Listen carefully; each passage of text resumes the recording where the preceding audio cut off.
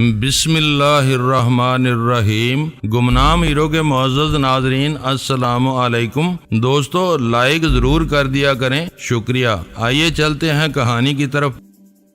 ایک روایت مشہور تھی کہ ایک 80 سال کی بوڑھی عورت چنن شاہ نے دیکھا تو موج میں آ کر اس نے کہا کہ دنیا میں اس بڑھیا کو کوئی بھی نہیں رہا۔ اس نے بڑھیا سے مخاطب ہو کر کہا، جا تجھے اللہ بیٹا دے گا۔ لوگوں نے اسے مذاق سمجھا، لیکن 9 ماہ بعد اس بڑھیا نے ایک بیٹے کو جنم دیا۔ لوگ کہتے تھے کہ بڑھیا تو مر گئی ہے اور وہ بیٹا اب 6 بیٹوں کا باپ ہے۔ میں نے اس آدمی کو کہیں نہیں دیکھا تھا، اور جو بھی یہ کہانی سناتا تھا وہ یہ گواہی نہیں دیتا تھا کہ اس نے اس بڑھیا کے بیٹے کو دیکھا ہے۔ میرا خیال تھا کہ بادشاہ مجھے مریدوں والی ڈیوٹی میں لے جائے گا، لیکن وہ مجھے پچھلی طرف لے گیا۔ ادھر چھوٹا سا ایک دروازہ کھلا ہوا تھا۔ ہم اندر گئے تو وہاں ایک طرف 2 گھوڑے بندھے ہوئے تھے اور 1-2 بھینسیں تھی۔ وہاں سے بادشاہ مجھے گزار کر لے گیا اور ایک طرف مڑ گیا۔ یہ ایک برآمدہ تھا۔ ایک کمرے کا دروازہ کھلا ہوا تھا۔ اندر 4 چارپائیاں بچھی ہوئی تھیں۔ ہر چارپائی پر ایک آدمی گہری نیند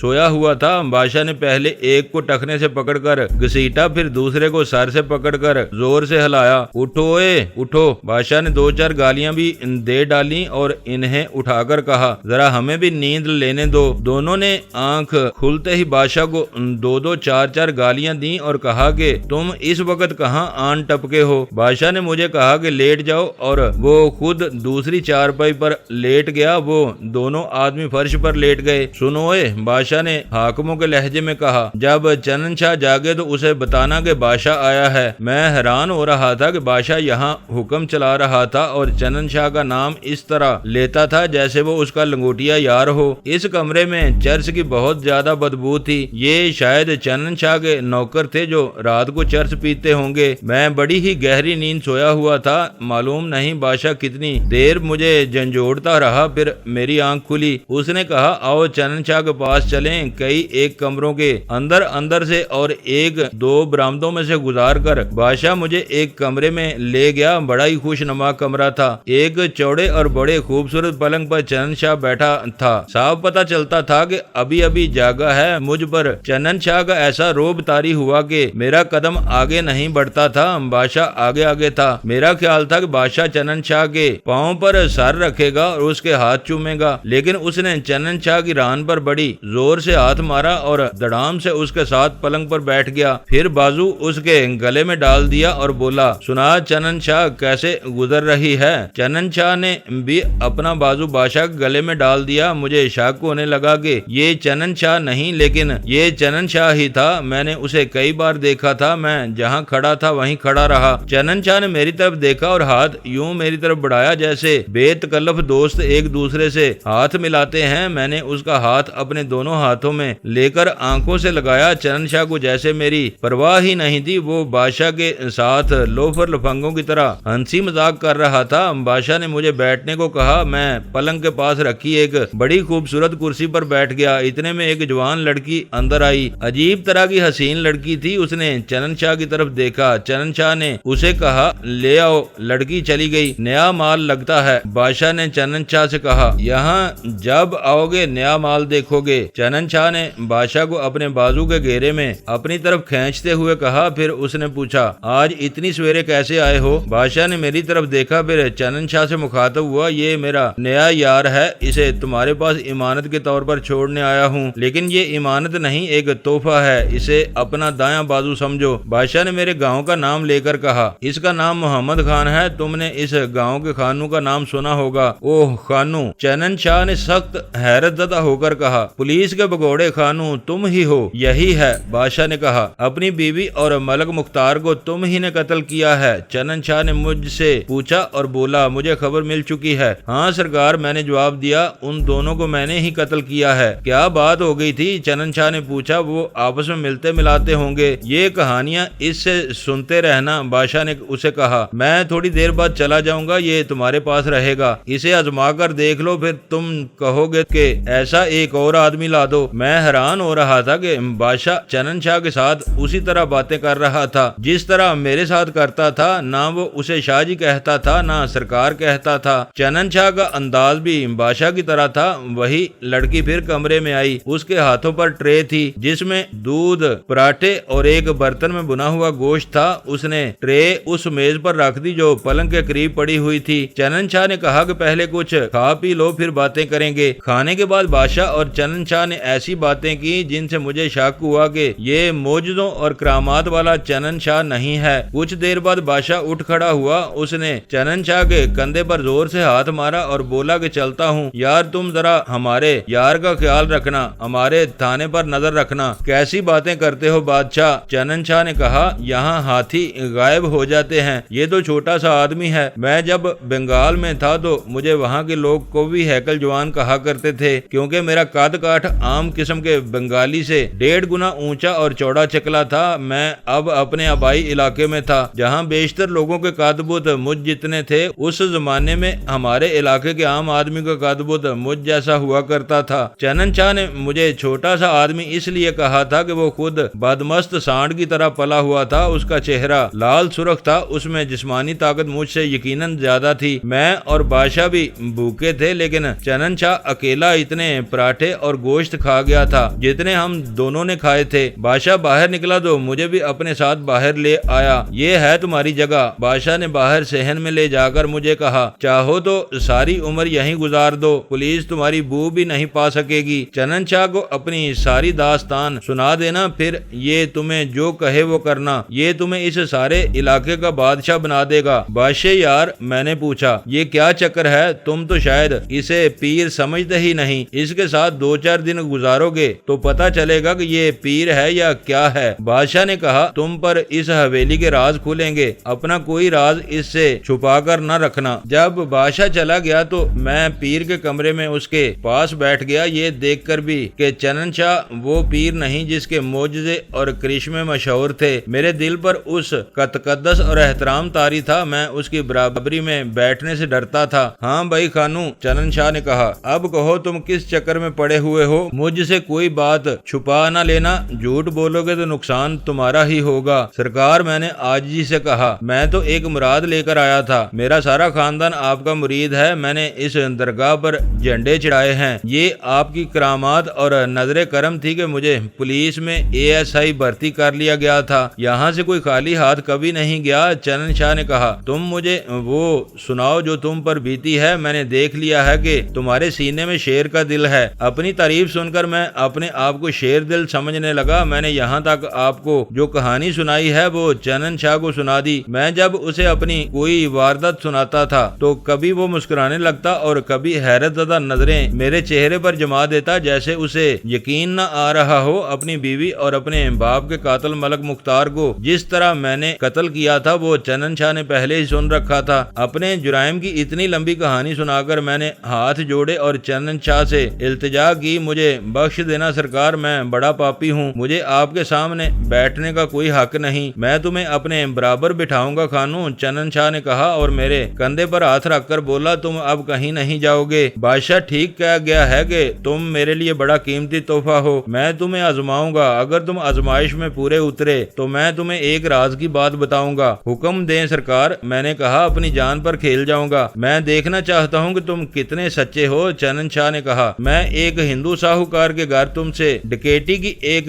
واردات کراؤں گا، میں دیکھوں گا کہ تم کتنے دلیر ہو۔ ڈکیٹی کی واردات؟ میں نے حیران ہو کر پوچھا، آپ کرائیں گے؟ مجھ سے ابھی کچھ نہ پوچھو، چنن شاہ نے کہا، میں کہہ چکا ہوں کہ تمہیں ایک راز بتا دوں گا۔ سرکار، مجھے اچانک ایک خیال آ گیا، میں نے کہا، اگر آپ مجھے آزمانا چاہتے ہیں تو میری ایک عرض سن لیں۔ میں نے آپ کو بتایا ہے کہ ملک مختار کا باپ میرے چچا کو خود بھی پریشان کر رہا ہے اور تھانے دار سے بھی اس کی بے عزتی کراتا رہتا ہے۔ اس نے میرے چچا سے کہا ہے کہ وہ اسے میری تمام زمین دے نہیں دے گا تو ملک مختار کا باپ میرے بچے کو غائب کرا دے گا۔ اب میں پھر گاؤں میں چلا گیا تھا اور لوگوں نے بھی مجھے دیکھ لیا تھا۔ اب ملک مختار کے باپ کو ایک موقع مل گیا ہے، وہ اب میرے چچا چچی کو اور زیادہ پریشان کرے گا۔ میں نے ایک اسکیم سوچی ہے، میں رات کو ملکوں کے گھر میں داخل ہو جاؤں گا، میرے پاس ریوالور ہے، اس بوڑھے ملک کو ڈراؤں گا کہ دل خوش کر دیا میرا۔ چنن شاہ نے میرے کندھوں پر ہاتھ مار کر کہا،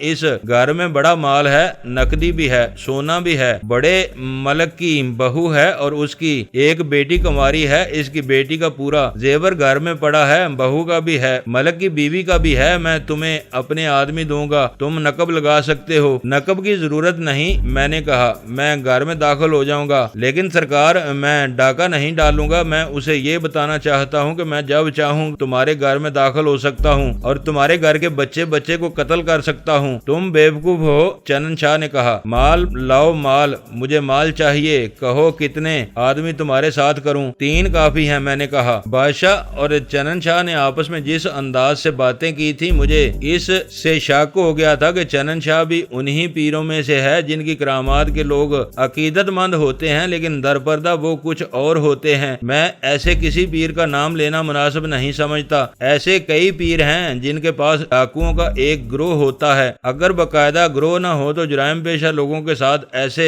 پیروں کے تعلقات ضرور ہوتے ہیں۔ ان جرائم پیشہ آدمیوں اور گنڈوں کے ذریعے پیر اپنے مخالفین کو دبائے رکھتے ہیں۔ ان کے علاقوں کے تھانے دار اور دیگر سرکردہ افسران ان پیروں کے ہاتھ میں ہوتے ہیں۔ ایسے پیر قتل تک کرا دیتے ہیں اور مل ملا کر ملزموں کو بچا لیتے ہیں۔ ان کے آستانے، دربار اور حویلیاں مجرموں کے اڈے ہوتے ہیں۔ ان کے باوجود لوگ ان گدیوں کے مرید ہوتے ہیں۔ چنن شاہ مجھے ایسا ہی پیر لگ رہا تھا۔ ایسے پیروں کے پالے ہوئے گنڈے اور پیشہ ور مجرم ان پیروں کی بے بنیاد کرامات لوگوں کو سناتے پھرتے ہیں۔ میں ان لوگوں میں سے تھا جو پیروں کی کرامات کو سچ مانتے اور ان کے قدموں میں جا گرتے ہیں۔ اب میرے سامنے ایک پیر کے چہرے سے نقاب ہٹ رہا تھا، لیکن مجھے اپنا ایک کام کرنا تھا۔ چنن شاہ نے کہا تھا کہ وہ مجھے 3 آدمی دے گا۔ اگلے ہی روز اس نے مجھے 3 آدمی دے دیے۔ چنن شاہ نے انہیں سب کچھ بتا دیا تھا۔ مجھے اس طرح ملے جیسے ہم بڑے پرانے دوست ہوں۔ وہ مجھے بہت بڑا اور تجربہ کار ڈاکو سمجھ رہے تھے۔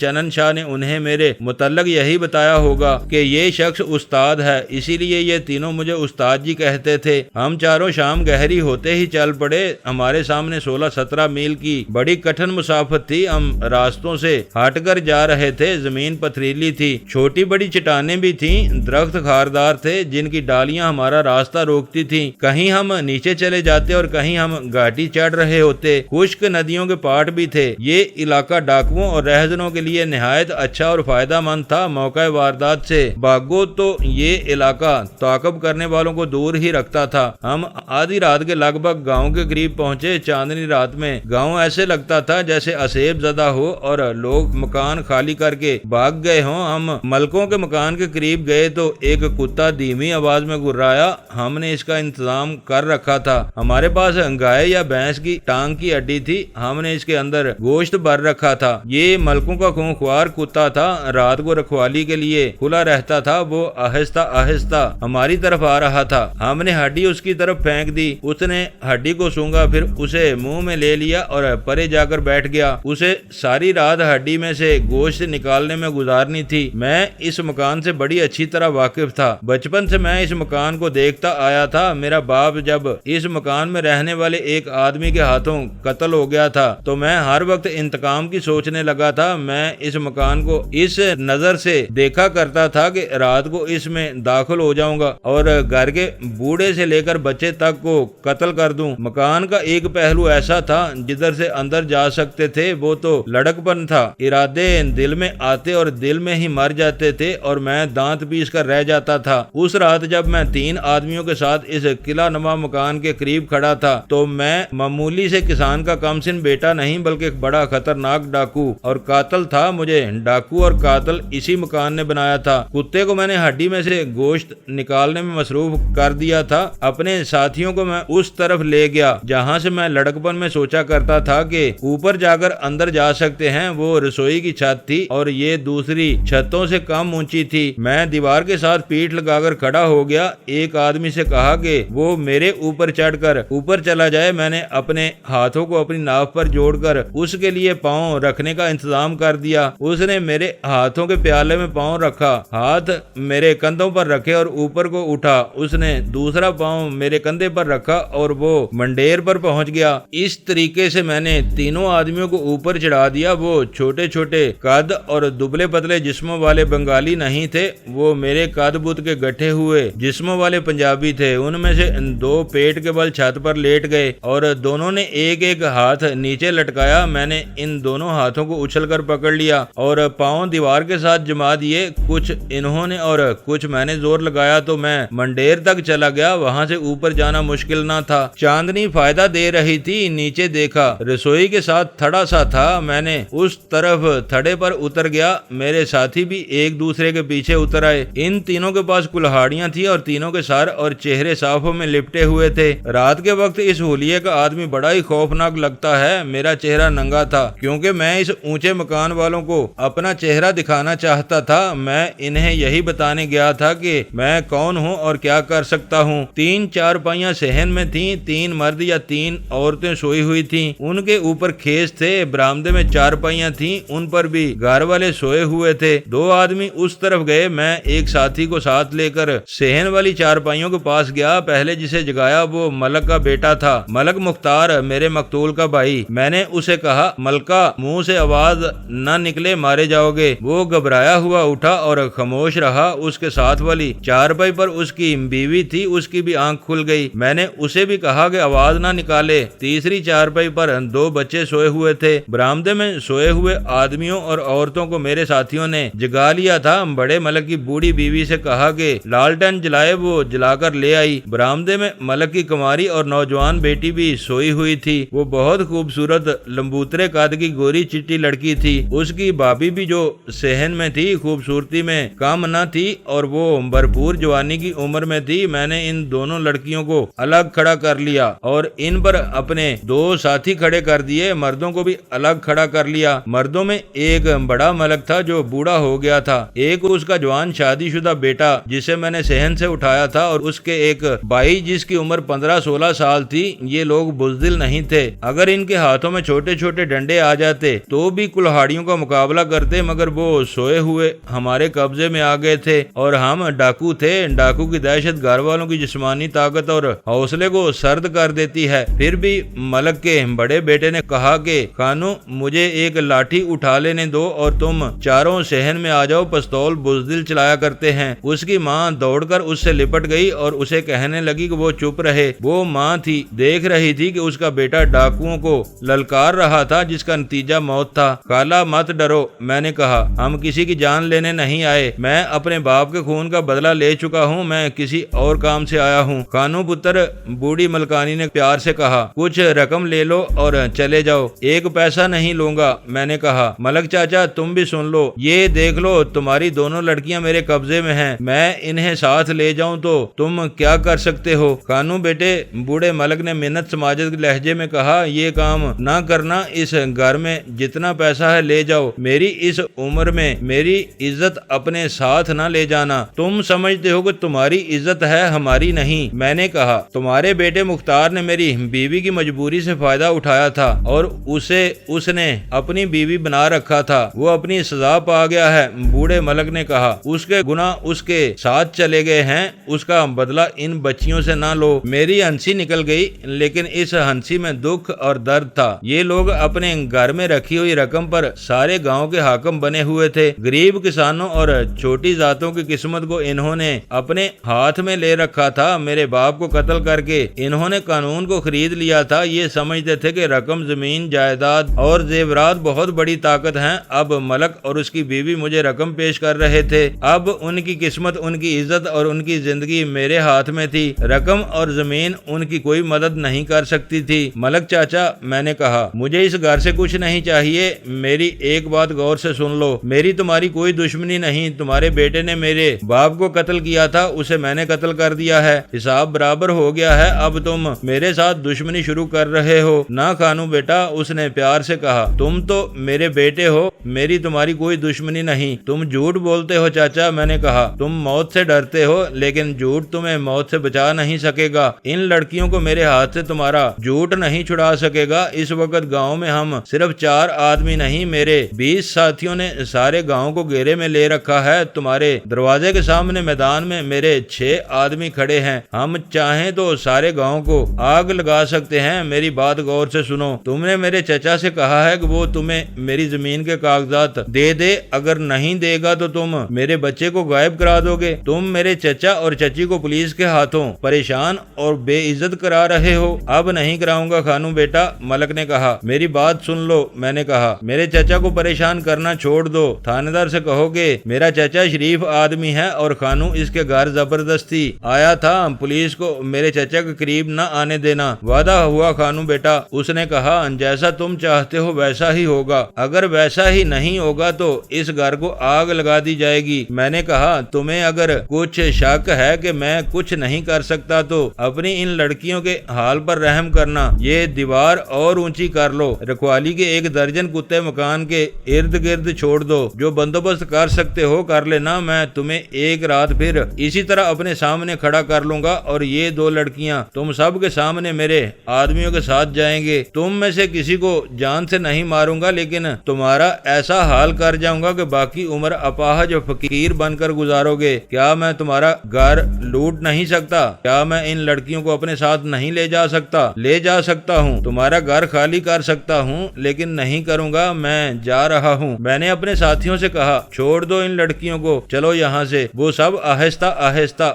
وہاں سے چلے۔ ایک نے میرے قریب آ کر پوچھا، یہ کیا استاد، کچھ تو ہاتھ مار لینے دو۔ نہیں، میں نے کہا، کہیں اور چلو باہر۔ بوڑھا ملک ہاتھ جوڑ کر میرے قریب آیا، وہ رو رہا تھا، کہنے لگا، ساری عمر یہ احسان نہیں بھولوں گا، بھول جاؤ گے تو پچھتاؤ گے۔ میں نے کہا، میرے بچے کی طرف میری نظر سے دیکھو گے تو تم اپنے ان بچوں کو جو صحن میں سوئے ہوئے ہیں کبھی نہیں دیکھ سکو گے۔ اگر میرے چچا کے گھر کو اپنا گھر سمجھو گے تو سکھی رہو گے۔ یہ دونوں لڑکیاں اکیلی اس جنگل بیابان اور اجاڑوں میں جہاں چاہیں جس وقت چاہیں گھومتی پھریں، کوئی ان کی طرف آنکھ اٹھا کر نہیں دیکھے گا۔ ہم دروازے کے راستے باہر نکلے۔ ملکوں کا کتا ابھی تک ہڈی کے اندر سے گوشت نکالنے میں مصروف تھا۔ ہم اس کے قریب سے گزر آئے، اس نے ہماری طرف دیکھا بھی نہیں۔ گاؤں سے نکلتے ہی میرے ساتھیوں نے مجھے لعنت ملامت کرنی شروع کر دی کہ میں نے انہیں مال نہیں اٹھانے دیا۔ میں نے انہیں سمجھایا کہ میں یہاں کیوں آیا تھا۔ انہوں نے میری باتیں سنی تھیں جو میں نے بوڑھے ملک سے کی تھیں، وہ تینوں سمجھ گئے۔ ان میں سے ایک اتنا متاثر ہوا کہ اس نے کہا کہ وہ 3-4 روز بعد میرے گاؤں میں آ کر میرے چچا سے معلوم کرے گا کہ اس کے ساتھ ملکوں کا سلوک کیسا ہے۔ چنن شاہ کے پاس پہنچے تو اس نے پہلا سوال یہ کیا کہ مال کہاں ہے۔ میں نے اسے گھور کر دیکھا، اب وہ میرے لیے پہلے والی سرکار نہیں تھا، پھر بھی بچپن سے مجھ پر اس کا جو روب اور تقدس غالب تھا اس کا اثر ابھی باقی تھا، ورنہ میں اس کا احترام نہ کرتا۔ دوستو، ویڈیو کو لائک ضرور کر دیا کریں۔ ISI پاک آرمی زندہ باد، پاکستان پائندہ باد۔ معزز ناظرین، اپنا خیال رکھیے گا اور اپنے اس چینل کا بھی شکریہ۔